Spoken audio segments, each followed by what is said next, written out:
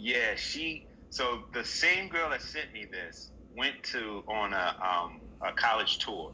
I don't know if you remember those college tours. I don't know if they still do those. Yeah. But my parents wouldn't give me the money for it. You know, they were like, $450. I don't know, because I had just asked for some money for something else, and they were just tapped. My mom was tapped out. My dad didn't want to give it to me. So, you know, when she came back, I said, "What was the best school?" And she said, "Hampton University, hands down, was the most beautiful school I've ever seen." So I said, "Okay." So I guess I'm going to Hampton, and I only applied to one school off of her recommendation, and then I got to Hampton, and it was absolutely the most beautiful school I had ever seen. So even though I didn't have what I wanted to go to school for anymore. I think I heard or read somewhere that Hampton didn't have your major, but you stayed anyway because the ratio from like women to men was 17 to 1. Please tell me that was not the reason you stayed at Hampton. A school that did not have your major. I can't with you. I can't. No, they did. I wanted to study. I wanted to study cinematography. I thought I was going to be behind the camera, but you know, what's in store for you is what's in store for you. And I ended up doing a bunch of fashion shows, and then I worked at a hip hop clothing store owned by a Hampton grad, this guy named Steve Kavanagh from Philly. He gave me a job at this place called Inner Zone, and the owner of a company called RP55 at the time, he would come in to drop off the clothes, and I would be like, "Yo, man, you gotta put me in your ads, man. You gotta put me in your ads." And eventually, I ended up in his ads, and that's what put me in front of the camera. So I started acting when I came home, when I graduated, but before that, I was modeling for RP55. Wow. In your opinion, you know, top 3 like best directors of all time for you? Well, directors. You know, I think I may be a bad cinematographer, so I'm just curious. Yeah, well, at the time when I went to school, you know, that was like a golden age kind of. Everybody's gonna say Shakura. Thank you, Shakura. Thank you for tuning in. Yeah, all right. You know, it was one of those. It was kind of, I would say, the golden age, because that was my age group. But I'm sorry, Steve. The questions are coming so fast, and I never like to ignore my guests. Candace, my lovely Candace, she has a question for you. Do you do your own stunts? Some of them, yes. Some of them. Wow. It's hard for them to find a guy my size here. I was going to say that looks like me, that does stunts. They fly my stuntman in from LA. Oh, yeah, wow. They fly him in from LA. But if he's unavailable, they typically have me do something myself. Now, I do not fly the helicopter, because I'm sure somebody's going to ask that. I have flown it just a tiny bit. I've kind of steered a little bit, but it's a very hard license to get. Takes some time. It would take me 2 years to get that license. Oh, wow. Okay, now let's get back to what I was asking about, you know, directors who have influenced you. Top 3. Yeah. Spike Lee was a huge influence for me when I was a kid.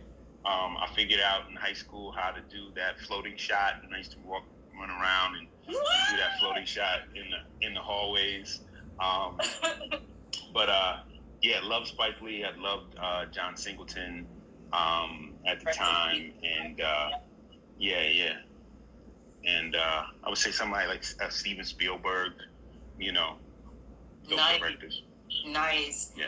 You know, I love every last one that you mentioned. Spike is just near and dear to my heart, just because of the images, you know, that he gave us about life in New York City, you know, and then we have, you know, John doing the same thing, you know, on the web. May rest in peace. You know, I miss John tremendously. I miss him so much, you know. So that's like, I'm not even shocked. I mean, that's just awesome. We like to hold John up, hold his spirit up. So when you were at Hampton and they didn't have your major, like what was the pivot? So they didn't have cinematography. Then what?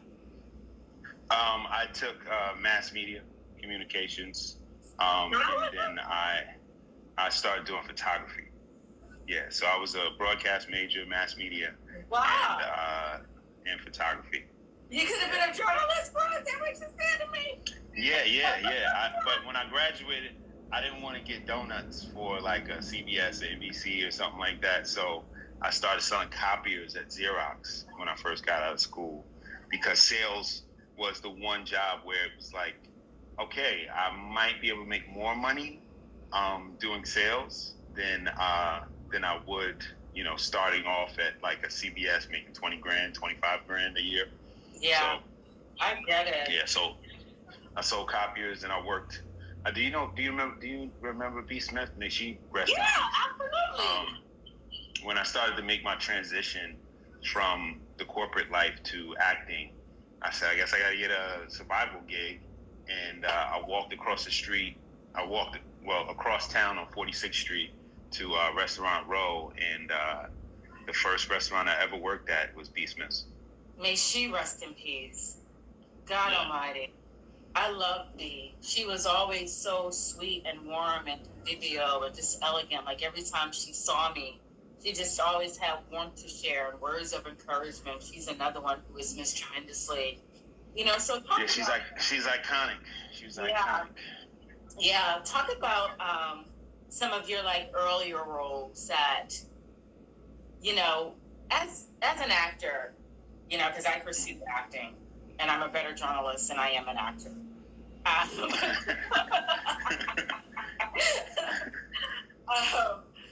You get to set, was it, that first role, was it more than what you had expected? You know what I mean? Like your first role on set. Because, we all have these misnomers about what the life of an actor is. And what that day-to-day is like. A lot of people don't understand that being an actor is hurry up and wait. You work 15-hour days. So what are some of the misnomers that were set aside when you booked your first major role on a show? Well, before I got like a bigger role on a show or even just lines, I used to do a lot of extra work, and you sit around all day doing extra work. I remember one of the projects I worked on was a film called The Interpreter. Oh, wow. I did extra work. I know all about it. Yeah, a lot of New York actors worked on that because they needed so many people to. It was the first film they actually filmed inside of the United Nations building. Oh, wow. And I played like a diplomatic ambassador from Malawi or something like that, and I sitting there in a suit and tie all day with the little thing on my ear. But you get to watch, I got to watch Nicole Kidman and Sean Penn that day. I remember doing work on Changing Lanes with Sam Jackson and Ben Affleck. And it's funny, I remember that used to be the stuff on my resume, and I would space out my resume while like 5 spaces in between, and instead of extra, I would put like featured extra. Yeah, right? We all did that. We all did that. So, but talk a little bit. Being on those big productions and seeing like, wow, this is amazing. This is what it's like getting on a movie, and then you start doing student films, and you see that it is not a big production like that. But you have no idea when you do that first one. You don't know what you look like on television. You don't know what you look like really on camera. So you're very kind of conscious of it. But then once you see it, you're like, whoa, that wasn't bad. Okay, I like the way I did this, or I like the way I did that. I personally like to watch my work. I know a lot of actors that don't. I watch my work so that I can learn from myself. You have to study. It's crazy. When I first moved to LA, fresh out of college, I did all the extra work, and I just remember, some of my contemporaries, they would like essentially like, shit on me. They were just like, why are you doing extra work and extra work will ruin your career, this, that, and the other. I was like, what are y'all talking about? Like every day. I don't know what they're talking about. Yeah, like every day I get to be on set. Every day I get to be on set. And back then, out of my youth and naivety, I was walking up to directors, like asking them to put me in the scene. Like, yeah. Because I didn't know any better, Steven. Yeah, see, you could do that. You could be a beautiful woman and do that. If I did that, they'd kick me right off of the set. Oh, wow. Listen, it's crazy because it worked in my favor. I can remember working on the show called Providence.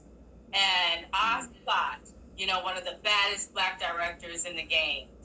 And I see this black man, and, after my parents' divorce, I was raised by my dad. So I always felt like safe around black men. I'm like, oh, black men.